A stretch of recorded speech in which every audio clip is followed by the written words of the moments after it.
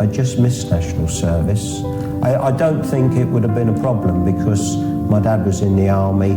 I'd been in the army cadets for a number of years, and I'd risen to a company sergeant major on the adult side.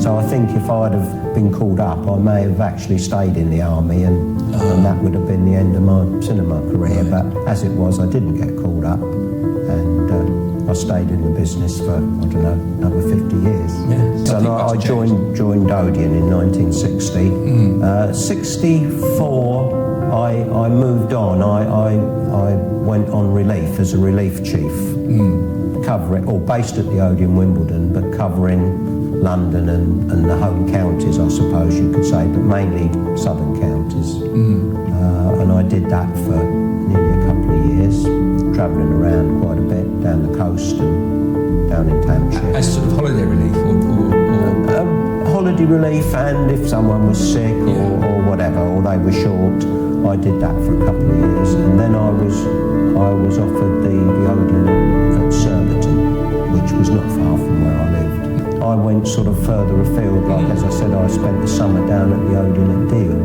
and they paid for the accommodation and food and everything else. So I was basically living off the company at that time. But it was very nice. It was nice digs and everything. And there was only a couple of us running it. So then I was asked if I would go to the Odeon Chelsea. It was the old Gaumont Palace, but it was renamed the Odeon. And 6 months later, I closed that cinema. And then I went back out on relief again, based back at Surbiton, which was handy, and I looked after a couple of bingo halls, a top-ranked suite. I was at the New Victoria for a while on the black and white minstrel show for that summer, and then I went back to Wimbledon as it was being tripled. It was one of the first ones that Odeon did in London.